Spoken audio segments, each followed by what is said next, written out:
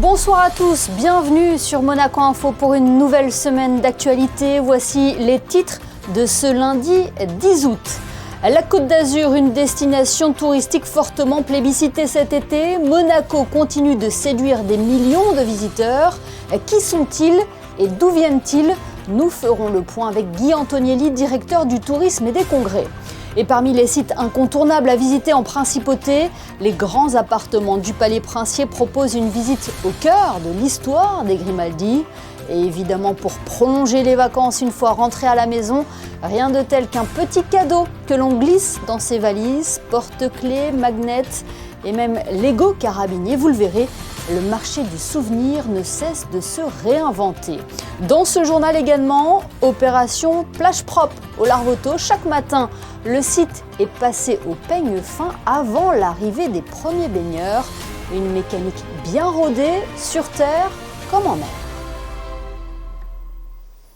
Le Tour de France femmes a été remporté hier par la néerlandaise Demi Vollering, une victoire à laquelle a pu assister le prince Albert II hier à Nice.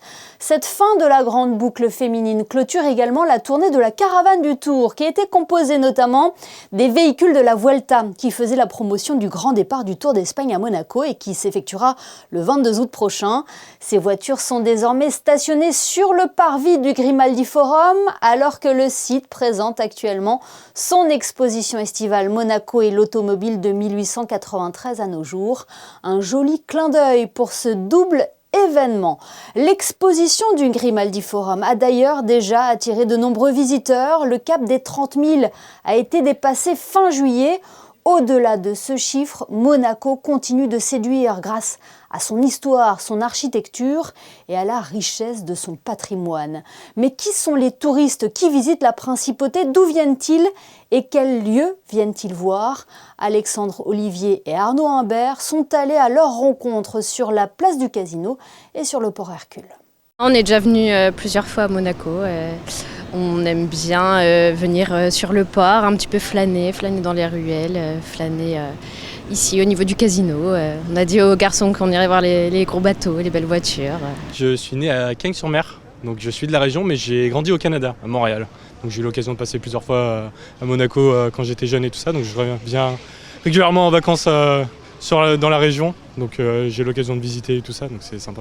Passer sur les pistes de F1, c'est toujours quelque chose de spécial. La collection du voiture du Prince de Monaco, j'avais beaucoup aimé dernière. On était allé la visiter et j'avais beaucoup aimé. Mais bon, je pense que le sport auto ici, c'est un peu une tradition, on va dire. It's the first time we are from Italy, from Milan, so we kind of wanted to explore like this area because we're from Antibes now. We stayed for like a week and it was really good. But we wanted to see Monaco because it's really, it's really enjoyable, this place. We came from Brescia in Franciacorta in Italy. And we stay here for 1 day. I'm from nearby Florence and I came here to visit Monaco because we just rent a house here nearby, so just for a day trip. On vient du nord de la France, de la ville de Waterloo. On passe la journée ici. On va voir ce matin le Palais Princier avec la relève de la garde. Et cet après-midi, on a prévu un petit tour en bateau pour voir un petit peu Monaco, les alentours. I come from Slovakia. And now we are on our holiday in Nice, and we came here by train to visit Monte Carlo because it's our first time here, and we want to see that beautiful place with nice hotels and casinos. I'm from Germany, near Stuttgart, and I want to see here some cool cars and the views. I mean, it's a cool site here, so yeah. Voilà des touristes qui viennent de France, d'Italie ou d'un peu plus loin en Europe. Nous allons voir justement comment se porte la fréquentation touristique à Monaco alors qu'un week-end de chassé-croisé se profile en fin de semaine avec le 15 août. Le directeur du tourisme et des congrès est en duplex avec nous. Bonsoir Guy Antonielli. Bonsoir Émilie. On peut déjà le constater dans les rues de Monaco, la principauté attire toujours autant de touristes. Quelle est la tendance en termes de fréquentation cet été ? Alors, la tendance est plutôt à la stabilité.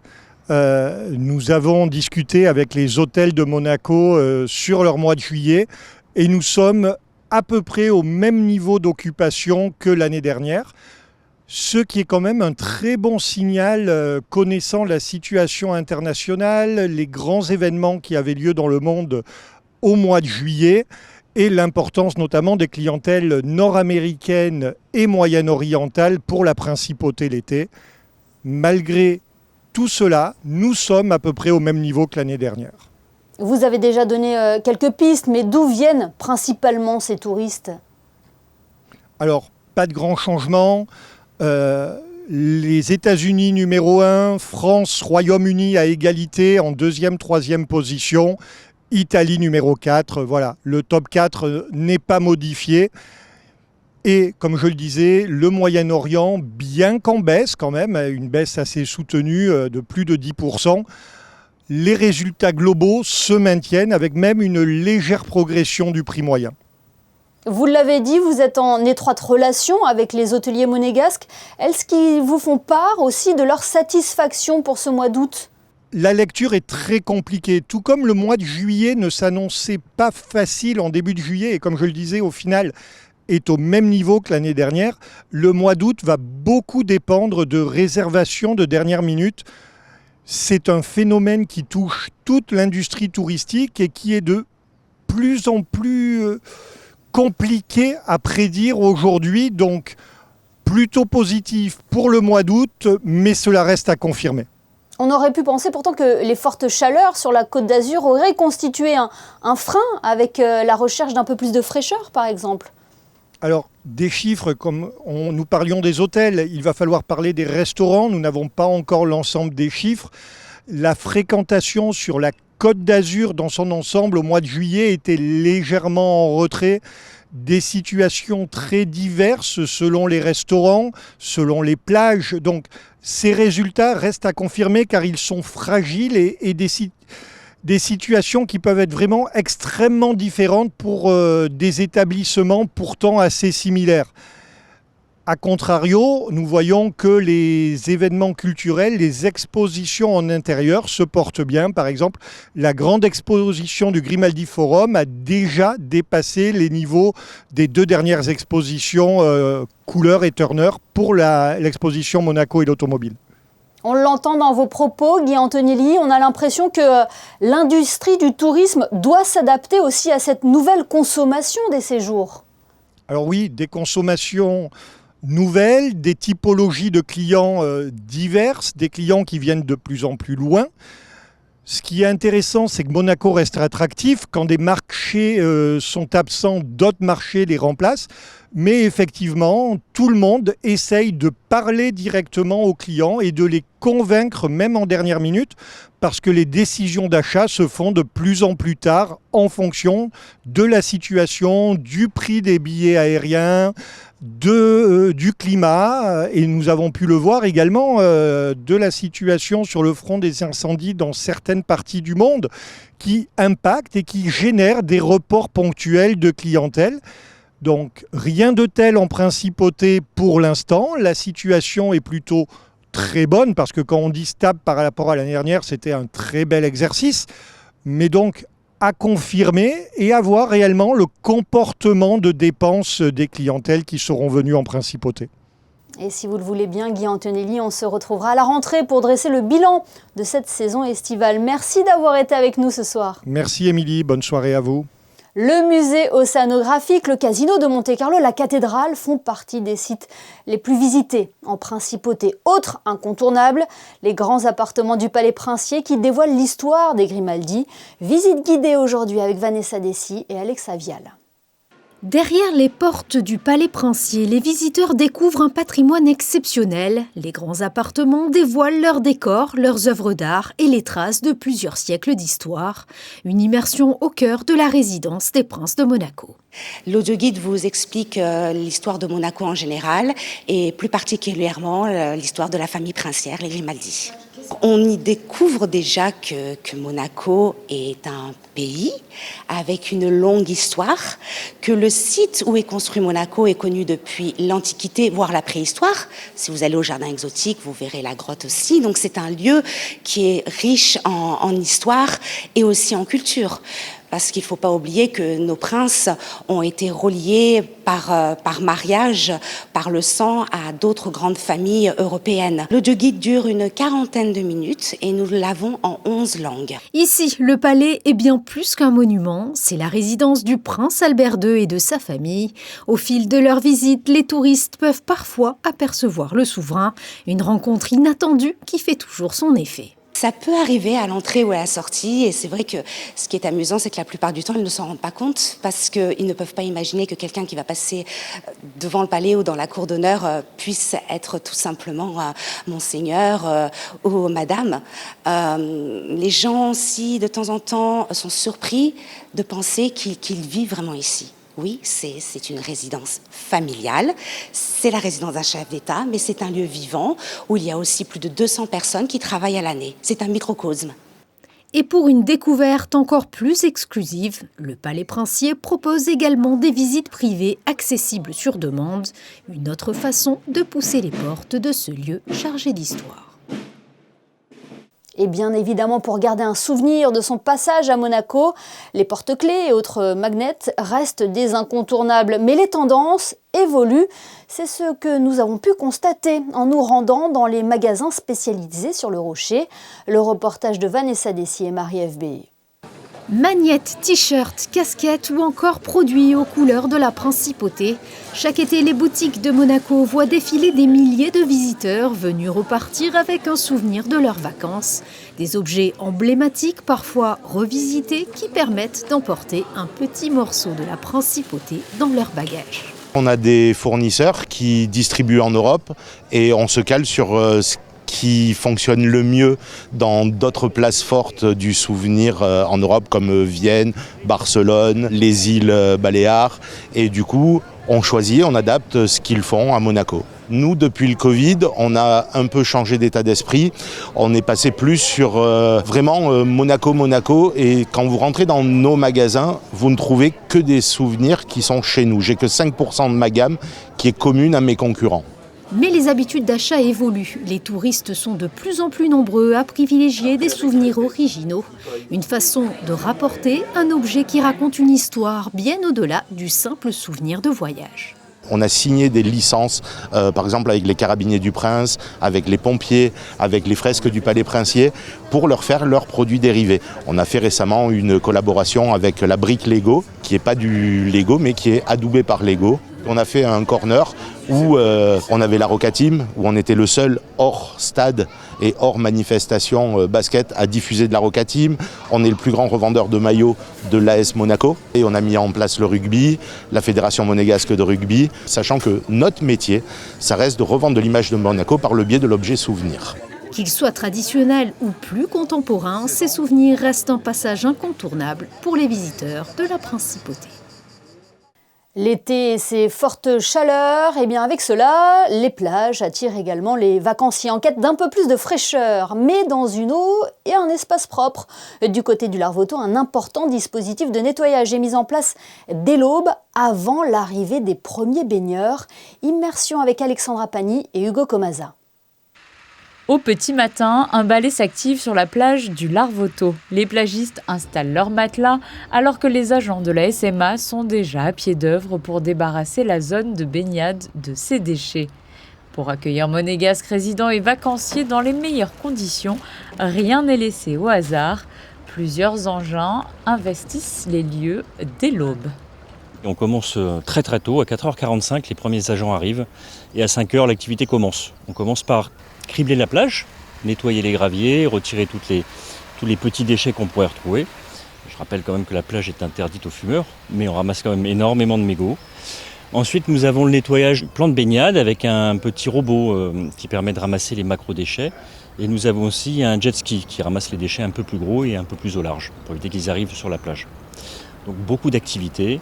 Et ensuite toute l'activité qui concerne la voie publique, c'est-à-dire les vidages des corbeilles, le nettoyage des revêtements de sol, toutes les petites activités qui se passent la nuit que les monégasques ne voient pas trop. 8 agents de propreté sont déployés sur ce secteur, toujours très animé tout au long de l'année, mais qui connaît un pic d'activité bien évidemment en saison estivale. Ils reçoivent une formation particulière pour ces différents outils bien spécifiques au nettoyage de la plage et du domaine maritime, et sont même détenteurs de permis bateau pour la manœuvre des engins sur l'eau. Une plage sur laquelle on retrouve encore trop de déchets qui pourraient être ramassés dès le départ par leurs propriétaires. Beaucoup de déchets plastiques. Qui est apporté par la mer, bien sûr, mais aussi laissé par les utilisateurs de la plage. Et encore trop de mégots. Je rappelle qu'un mégot, ça contamine 500 litres d'eau. C'est assez désagréable quand on les retrouve. On rappelle que la SMA distribue régulièrement et gratuitement des cendriers de poche dans divers points de la principauté. Alors, plus d'excuses, cet été, on adopte une conduite responsable et on repart avec ses déchets. Vous le savez, le cirque fait partie de l'ADN de la principauté avec son célèbre festival international du cirque de Monte-Carlo. Pour entretenir cet héritage, des stages sont proposés jusqu'à mi-août à l'espace Fontvieille. Et pour compléter l'expérience, juste à côté du chapiteau, le cirque Piédon a posé ses valises pour présenter un spectacle aussi intime qu'unique, avec des numéros qui en mettent plein les yeux. Les détails d'Alexandre Olivier, Julien Laugier et Bastien Pigeon. Juste à côté du chapiteau de l'espace Fontvieille, un autre chapiteau s'est installé, celui de l'autoproclamé plus petit cirque du monde. Chaque été, la famille Piédon revient à Monaco pour faire rêver et faire rire petits et grands. C'est la première fois, mais c'est vrai qu'on en a entendu parler. Apparemment, c'est un très joli cirque avec de beaux artistes, donc voilà, ça nous a motivés. On aime beaucoup tous des spectacles vivants, des artistes, ce milieu un peu spécial artistique. C'est vraiment bien fait, je trouve. Ça doit être très difficile de faire tout ça. J'aimerais bien faire ça, mais c'est très difficile. On connaît un peu la famille Piédon, on les suit régulièrement. Et c'est très sympathique, c'est quand même professionnel par rapport à d'autres spectacles. Et je trouve que c'est très agréable. Depuis 1920, la famille Piédon sillonne les routes de France, plus de 100 ans de vie nomade et de passion circassienne perpétuée au sein de la famille. William Piédon est la 6e génération à la tête du cirque, un métier passion qui demande beaucoup d'investissement. C'est beaucoup de travail, mais nous on le fait avec passion. Voilà, on le fait avec... c'est un plaisir. Ce métier, si on n'a pas la passion, on ne peut pas le faire. Et les gens le ressentent d'ailleurs. Les gens sont heureux de voir qu'on leur transmet ça. Et ça se passe toujours bien. Seulement 6 artistes enchaînent les numéros pendant 1h30. La famille propose beaucoup de numéros variés. En étant si peu nombreux, cela leur impose de maîtriser des compétences très différentes. Ça demande d'être très polyvalent, effectivement, on fait beaucoup de numéros très différents et ça demande d'être extrêmement polyvalent et c'est pour ça qu'on adore ce métier-là parce que justement on ne s'ennuie jamais, on passe d'un acte à l'autre et d'une discipline à l'autre sans aucun souci et ça nous amuse énormément. Pour assister au spectacle, il est possible de réserver en ligne sur leur site cirquepiédon.com, mais l'organisation garde toujours plusieurs dizaines de places pour les personnes souhaitant venir en dernière minute. Les représentations ont lieu chaque soir à 18h30 jusqu'au 12 août. Ce journal est à présent terminé. Merci de nous avoir suivis. Dans quelques instants, les prévisions météo de Frédéric Hélion et un mercure qui n'est pas prêt de descendre. On se quitte avec les photos de Charlie Gallo qui vous fait revivre les festivités de la Saint-Roman, l'un des saints patrons de la principauté. Passez une excellente soirée et à demain, 19h, pour une nouvelle édition sur Monaco Info.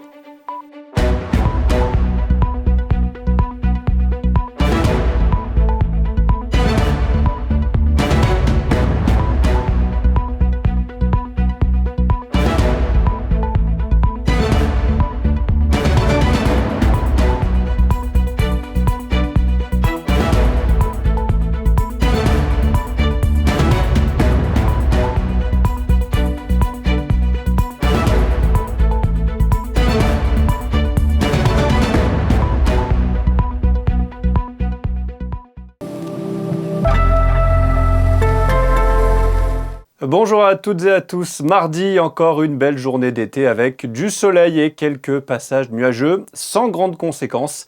Un coup d'œil sur vos températures. Il fera 26 degrés le matin et 32 l'après-midi. L'eau sera à 28. Mardi 11 août, pensez au clair, ce sera leur fête. Ce sera aussi l'anniversaire de Sébastien Schillaci, ancien défenseur central de l'AS Monaco, qui a participé à l'épopée européenne, on s'en souvient, de 2004. Une excellente soirée sur Monaco Info.